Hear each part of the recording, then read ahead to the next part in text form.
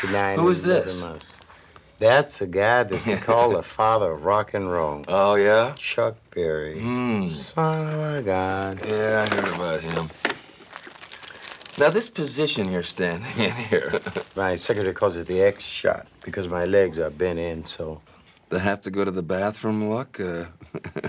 Same shoes? It had to be around 58 or 59. Now, I remember this shot, you know, and a couple of other things right here, too.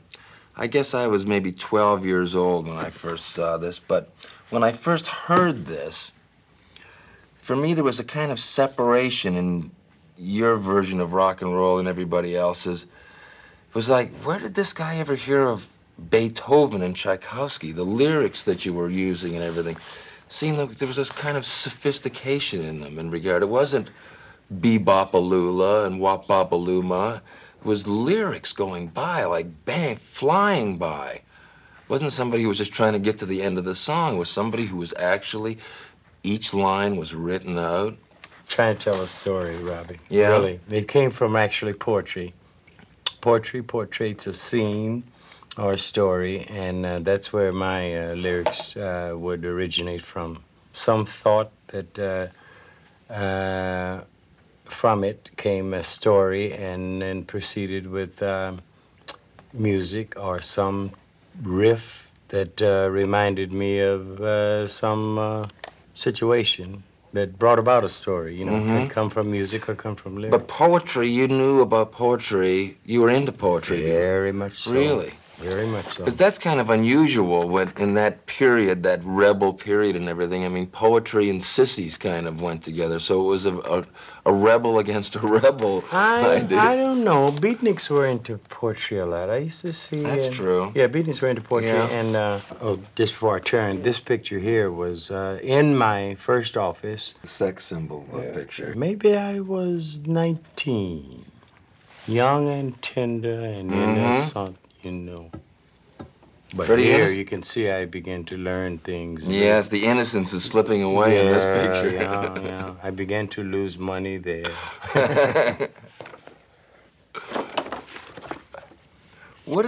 How come this is burnt like this? No, this, from Fran started the scrapbook in 57. We had a fire at the office in, I think, 70. And it burnt our scrapbook, and these are the survivals of it. And what we have here, my first car that my sister To the registration? had to sign for, yeah.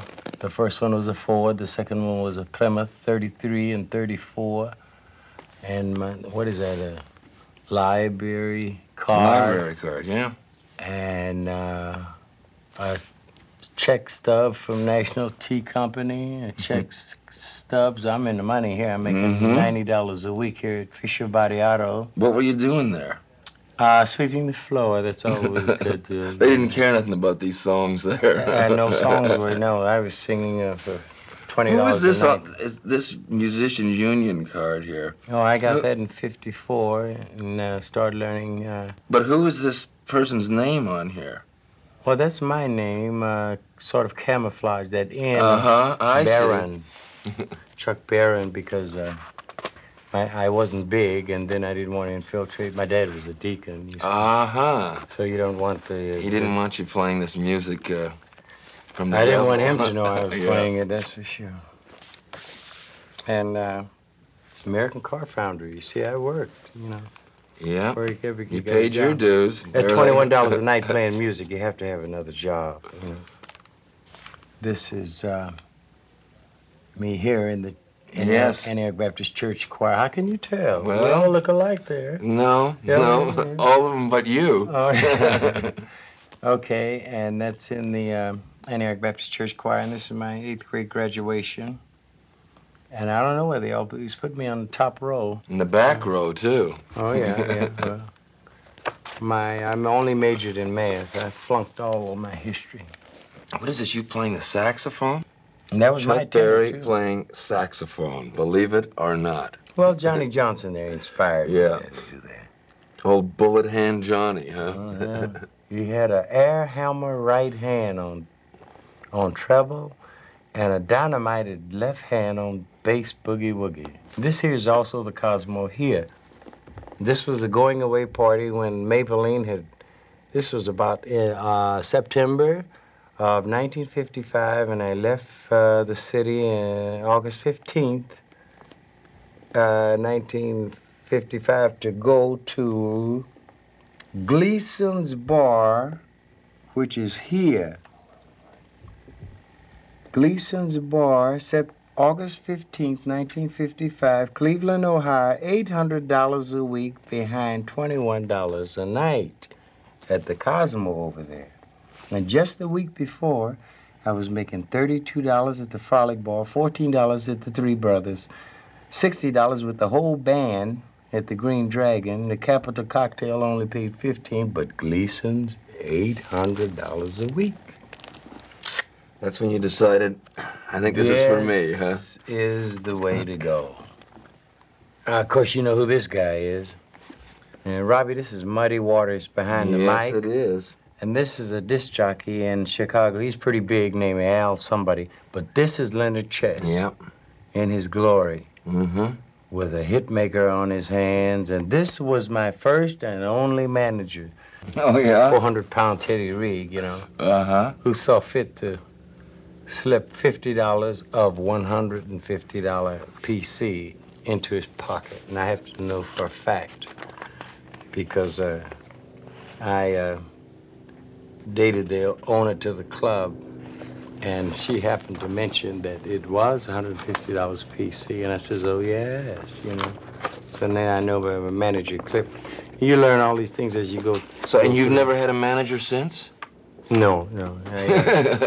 I couldn't get rid of him until I lay dead, until he did sign one of my checks and endorsed it, rather. And then I asked him for that or release. I remember the first time I ever saw you on one of these Alan Freed shows. It was in Toronto, and you're coming through. And it was a big thing. You were by far the biggest star on the show. The show begins, and you're the first act that goes on. I thought to myself, I mean, even at that age, I thought, this is strange. Well, listen, you know, how come Chuck Berry wants to go on first? Well, it's not once, it's where they put you. And so all right, well then, I didn't know let's that cut the star ahead. was Let's on the cut air. ahead in time, and a year later, I see an Alan Freed show playing. The show opens, Chuck Berry plays first. I think, what is this? Why did you insist on opening the show? I mean, I could see in that stage, they said, okay, Chuck, we want you to go on first. Then you had like 2 or 3 more hits after that. I go and see the show. You're still playing first. What was the... Okay. There had to be a method to this madness. Okay, I was a good opening act. And it didn't matter to me, and then... Because everybody was arguing over, I'm going to close the show, I'm going to close the show. But Chuck Berry, because Chuck Berry didn't know that the star closes a show until maybe 2 years into his career, when he began to look at the money that the stars got and why they closed. Then he wanted to close, you know. And still, really, it doesn't matter today whether I close or open the show, because I'm going to try to rob everybody of the starship. Yeah, I try. Yeah. You know. I thought, there's got to be something to this. It's something I thought. It doesn't matter, I really. got to understand, you know, there must be some kind of special thing that he's onto that nobody else is getting or something in this. Here, if you go on first and you're not responsible for a riot if it happens, or you get and you're finished, and if the thing breaks up on the 3rd act, you're still finished, and you're remember, it's a livelihood also. Did you stick around and watch the rest of the shows? Oh yeah, because you had to ride the bus to the next gig, and then not knowing that the better position and the better status of a artist to play last, you know, last impression last, I didn't know these things, you know. In fact, when I went to the Paramount, my first New York gig, I didn't know that you changed. You know, you do 5, 6 shows a day. I didn't know that you changed. And the one suit that we had was satin, and had the impressions of seersucker. You know, seersucker, you old enough to know what a seersucker. And it was wrinkled, and, you know, and I found out that they had irons and things to do your clothes up also, and people there to sew your clothes, all these new things, you know. And really, until I got to the Paramount, I didn't know that you had a room to yourself, you know, like a dressing room. Mm-hmm. Well, this is almost like home. All you have to have is a car and your guitar, and you can make it in the world. You're just constantly playing gigs. You have to have one every night, you know, have somewhere to sleep. When, how come you did so much work with Alan Freed? I mean, you must have been in every one of those Alan Freed movies. Well, now... All of those shows. I mean, did you have a good relationship with the guy? I mean, did you have a good business relationship with him, or did you really think that he was? No, I tell you, had a good relationship with him. My record company.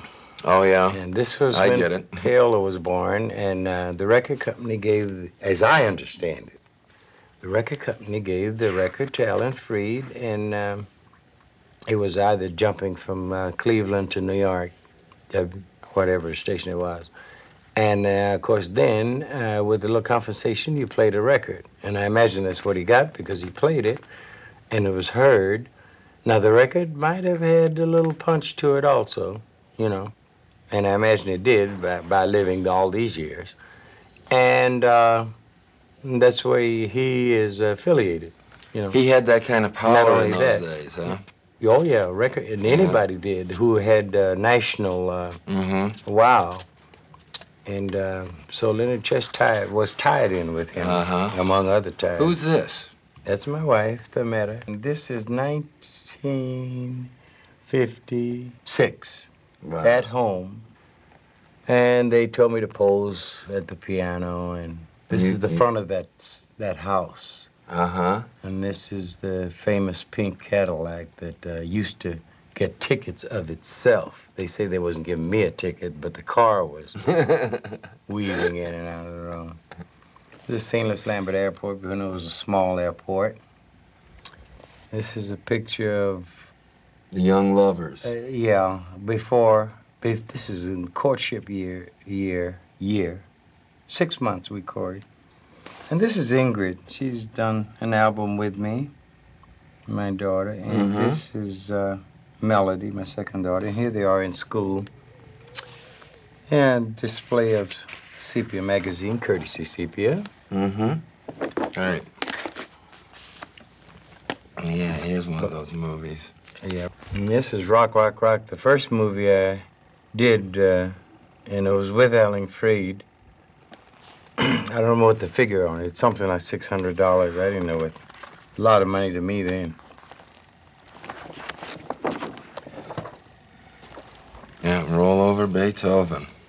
How far did you go in school? I mean, that's what made me think when I was a kid. I thought, God, this guy must have gone to school or something. He's talking about Tchaikovsky and using these kind of lyrics. Okay, I went to, through high school. And a bit of college, but not general education. It was on cosmetology. I went to college. Only for cosmetology, hairdressing, coiffure. Really? Coiffure. Oh, yeah.